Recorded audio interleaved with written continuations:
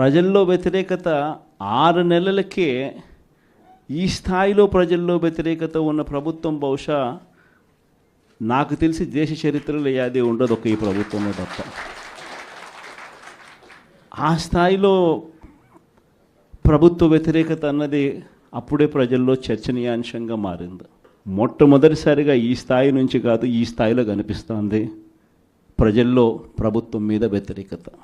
ఒకవైపున ఎన్నికలప్పుడు తానిచ్చిన మాటలేమిటి, ఎన్నికలప్పుడు వాళ్ళు చెప్పిన మేనిఫెస్టో ఏమిటి, ఎన్నికలప్పుడు వాళ్ళు చెప్పిన వాగ్దానాలు ఏమిటి, చివరికి దాదాపుగా 8 నెలలు కావస్తూ ఉంది.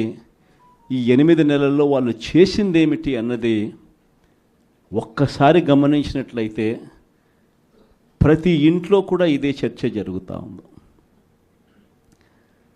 గతంలో వచ్చే పథకాలు ఏవి కూడా అమలు కావడంలా. మరోవైపున చూస్తే ఎన్నికలప్పుడేమో ప్రతి ఇంటికి పోయారు. ప్రతి ఇంటికి పోయి మరి ఆ ఇంట్లో ఎవరిని వదిలిపెట్టల. ఎవరు కనిపించినా సరే ఆ ఇంట్లో ఈ సైజు నుంచి మొదలు పెడితే చాలు, నీకు 15,000, నీకు 15,000, నీకు 15,000 దగ్గర నుంచి స్టార్ట్. ఆ నుంచి ఇంక కొంచెం అడుగులు ముందుకు వేస్తే ఆ ఇంట్లో నుంచి ఆ పిల్లల తల్లి బయటకు వచ్చిందనంటే, ఆ తల్లి బయటకు వచ్చినా, ఆ పిల్లల చిన్నమ్మలు బయటకు వచ్చినా కానీ వెంటనే నీకు 18,000, నీకు 18,000, నీకు 18,000 అని స్టార్ట్. అందరితో ఆగల. ఆ ఇంట్లో ఎవరు కనపడినా సరే ఆ ఇంట్లో ఆ తల్లుల పెద్దమ్మలు, ఆ తల్లుల అత్తలు వాళ్ళు బయటకు వస్తే చాలు, నీకు 48,000, నీకు 48,000, నీకు 48,000. అంతటితో కూడా ఆగల. ఆ ఇంట్లో నుంచి ఒక 20 ఏళ్ళ పిల్లోడు అలా నడుచుకుంటూ బయటకు వస్తూ కనిపిస్తే చాలు, నీకు కూడా 36,000, 36,000, 36,000 అన్న మొదలుపెట్టారు. అంతటితో కూడా రాగల.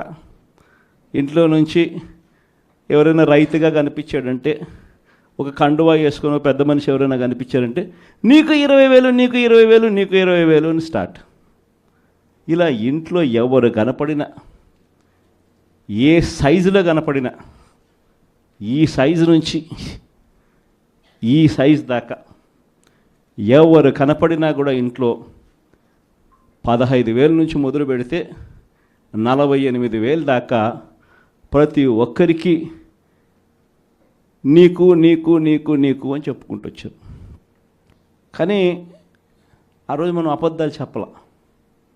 బహుశా వెనక్కి వెళ్ళి మళ్ళీ ఇది జరుగుతుంది అని తెలిసి బహుశా మళ్ళీ ఆ రోజుకి మళ్ళీ వెళ్ళి ఈ రోజైనా ఆ రోజు మాదిరిగా భావించి మళ్ళీ చెప్తారా అని అంటే బహుశా మనం అది కూడా ఎప్పుడు చెప్పమేము. ఎందుకనంటే రాజకీయాలలో ఉన్నప్పుడు క్యారెక్టరు, క్రెడిబిలిటీ ఈ రెండిటికి చాలా విలువ ఉంది. క్యారెక్టరు, క్రెడిబిలిటీ అనేది ఎలాంటివి అని అంటే, ఒక మనిషి ఒక లీడర్గా మనం ఒక మాట చెప్పినప్పుడు అదొక కార్యకర్తకు కావచ్చు, లేకపోతే ఒక మనిషికి కావచ్చు, లేదా ఒక ఇంటికి కావచ్చు, ఒక వ్యక్తికి కావచ్చు, మనం ఒక మాట చెప్పినప్పుడు ఆ మాట నమ్ముతారు. ఆ తర్వాత చూస్తారు. ఆ తర్వాత అది జరగనప్పుడు ఆ తర్వాత ఆ మనిషికి విలువ పోతుంది. క్యారెక్టర్, క్రెడిబిలిటీ అనేది అంత స్ట్రాంగ్ పదాలు. అందుకే మనం అబద్ధాలు చెప్పలేకపోయాం. అందుకే మనం ఆ రోజు మేనిఫెస్టో గురించి మనం ఇదే మాదిరిగా రిలీజ్ చేసేటప్పుడు ఒక పెద్ద ప్రజెంటేషన్ ఈ మాదిరిగానే ఇచ్చా. ఇది మన పథకాలు, ఇవి మనం చేస్తూ ఉన్న పథకాలు, దేశంలో కాదు రాష్ట్రంలో ఎప్పుడు చూడని విధంగా మొట్టమొదటిసారిగా ఒక మేనిఫెస్టో అన్నది ఒకటి చెప్పి, మనం రాకమునుపు చరిత్రలో ఎప్పుడు జరగల. మనం రాకమునుపు ఏ రాజకీయ నాయకుడైనా కూడా మేనిఫెస్టో అంటే ఎన్నికలప్పుడు ఇంతలా పుస్తకం చెప్పేవాళ్ళు, ఎన్నికలు అయిపోయిన తర్వాత దాన్ని చెత్తపుట్టలో పడేసేవాళ్ళు. మొట్టమొదటిసారిగా ఎన్నికలలో మేనిఫెస్టో అన్న పదానికి అర్థం చెప్పింది ఎప్పుడైనా జరిగింది అని అంటే అది ఒక్క వైఎస్ఆర్సీపీ ప్రభుత్వంలో మాత్రమే అని గర్వంగా చెప్పగలిగారు.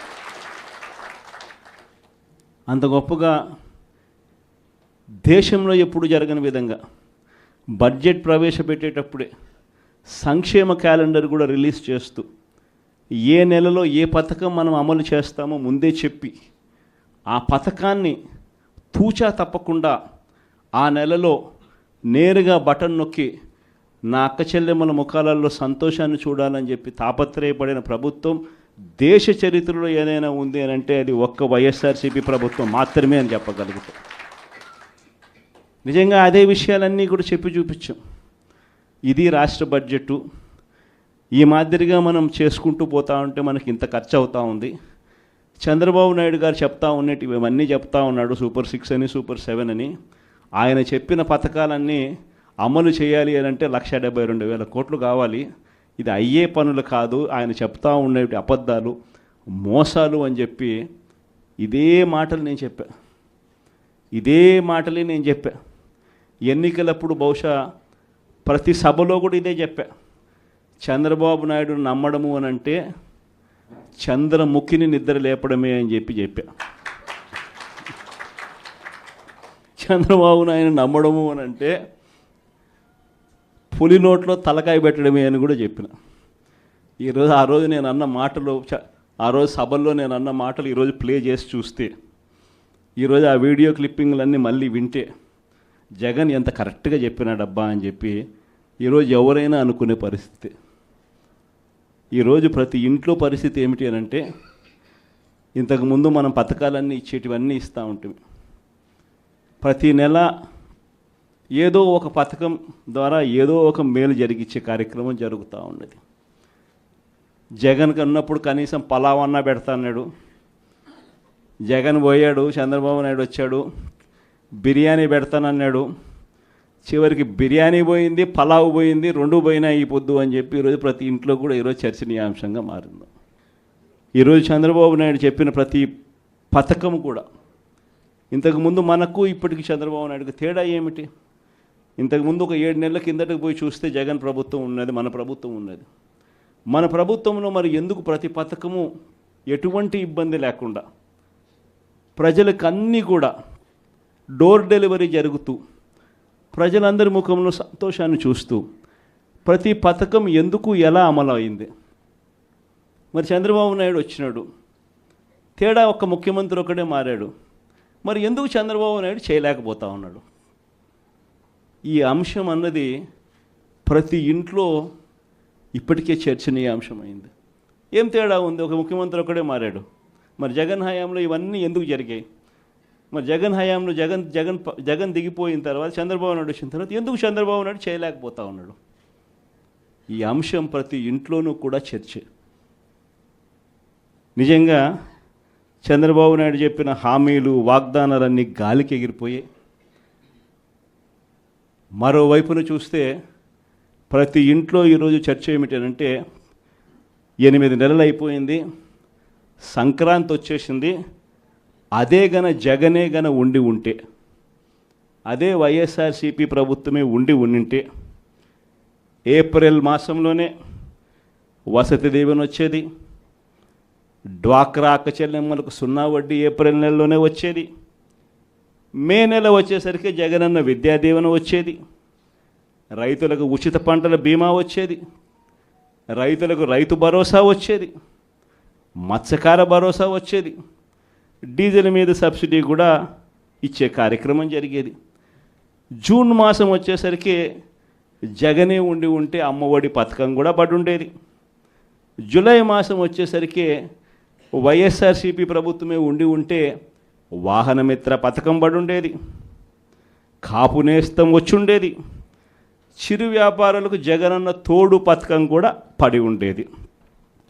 ఆగస్టు మాసం వచ్చేసరికి వైఎస్ఆర్సీపీ ప్రభుత్వమే ఉంటే జగనన్న విద్యా దీవెన వచ్చి ఉండేది, నేతన్న నేస్తం డబ్బులు పడి ఉండేటివి. మళ్ళీ సెప్టెంబర్ మాసం వచ్చేసరికి వైఎస్ఆర్ చేయూత డబ్బులు కూడా అక్క చెల్లెమ్మల ముఖంలో సంతోషం కనిపించే విధంగా కలకలలాడుతూ కనిపించేది. అక్టోబర్లోకి వచ్చేసరికి వైఎస్ఆర్ రైతు భరోసా 2వ విడత పడి ఉండేది. నవంబర్లోకి వచ్చేసరికి జగనన్న విద్యా దీవెన రైతులకు 0 వడ్డీ కింద జమ అయి ఉండేది. డిసెంబర్లోకి వచ్చేసరికి ఈబీసీ నేస్తం పడి ఉండేది, లా నేస్తం వచ్చి ఉండేది. పిల్లలందరికీ 8వ తరగతి చదువుతా ఉన్న పిల్లలందరి చేతుల్లో ట్యాబులు కూడా కనిపించుండేటివి. జనవరికి వచ్చేసరికి రైతులకు మళ్ళీ చివరి దఫా రైతు భరోసా సొమ్ము పడి ఉండేది. చిరు వ్యాపారాలకు జగనన్న తోడు అందుండేది. సంక్రాంతి సమయానికల్లా అక్క చెల్లెమ్మలకు ఆసరా కూడా పడి ఉండేది. ఇవన్నీ నేను ఎందుకు చెప్తా ఉన్నానంటే, ఫిబ్రవరిలోకి వచ్చేసరికి విద్యా దీవెన, జగనన్న చేదోడు, ఒకే ఒక చేంజ్. ఇది 5 సంవత్సరాలు మనం ప్రతి సంవత్సరం ప్రతి నెల ఈ మాదిరిగానే షెడ్యూల్ ఇచ్చి ఈ మాదిరిగానే చేసి చూపించడం. మారిందల్లా కేవలం ముఖ్యమంత్రి ఒకటే. ఈరోజు మరి ఎందుకు జరగడంలా ఈ చర్చ ప్రతి ఇంట్లో కూడా ఇప్పటికే స్టార్ట్ అయింది. ఈరోజు ఏ ఎంపీటీసీ అయినా, ఏ జెడ్పీటీసీ అయినా, ఏ రాజకీయ నాయకుడైనా కూడా చిన్న స్థాయి నుంచి, సర్పంచ్ స్థాయి నుంచి, ఎమ్మెల్యేగా ఓడిపోయిన స్థాయి నుంచి ఏ నాయకుడైనా కూడా, వైఎస్ఆర్సీపీకి సంబంధించిన ఏ నాయకుడైనా గర్వంగా తలెత్తుకుని ఏ ఇంటికైనా పోగలుగుతాడు. గర్వంగా తలెత్తుకుని ఏ ఇంటికైనా పోగలుగుతాడు. కారణం ఏమిటనంటే, మనం ఏదైతే చెప్పామో అది చేసి చూపించడం. వీళ్ళ మాదిరి మోసం చేయాల, వీళ్ళ మాదిరి అబద్ధాలు చెప్పాల, వీళ్ళ మాదిరి అధికారం కోసం ఏ గడ్డైనా కూడా తినేదానికి సిద్ధంగా మనం లేము అని చెప్పి సంకేతం ఇచ్చినాం. వైఎస్ఆర్సీపీ కార్యకర్తగా కాలర్ ఎగిరేసుకొని ప్రతి ఇంటికి వెళ్ళే ధైర్యం ఒక వైఎస్ఆర్సీపీ కార్యకర్తకు మాత్రమే ఉంది. ఇదే 8 నెలలు అయిపోయింది. తెలుగుదేశం పార్టీ కార్యకర్తలు ఏ ఇంటికి కూడా పోలేని పరిస్థితి, ఏ ఇంటికి వాళ్ళు వెళ్ళే పరిస్థితి, ఏ ధైర్యము వాళ్ళకు లేదు. ఎందుకనంటే ఏ ఇంటికి వాళ్ళు వెళ్ళినా కూడా ఇంత చిన్న పిల్లోడి దగ్గర నుంచి ఇంత పెద్ద వయసులో ఉన్న వాళ్ళు సైతం ప్రతి ఒక్కరూ కూడా ప్రశ్నిస్తారు చంద్రబాబు నాయుడు గారి కార్యకర్తలను. మా 15,000 ఏమైందని చెప్పి చిన్నపిల్లలు అంటారు, మా 18,000 ఏమైందని చెప్పి ఆ తల్లులు అంటారు, మా 48,000 ఏమైందని చెప్పి ఆ అత్తలు పెద్దమ్మలు అంటారు, మా 20,000 ఏమైందని రైతులంతా ఉన్నారు, మా 36,000 ఏమైందని పిల్లలు అంటూ ఉన్నారు. ఏ ఒక్కరూ కూడా ప్రశ్నించేదానికి రెడీగా ఉన్న పరిస్థితిలో వీళ్ళు పోలేని పరిస్థితిలో కనిపిస్తూ ఉంది. ఒకవైపున ఇవన్నీ కనిపిస్తూ ఉన్నాయి.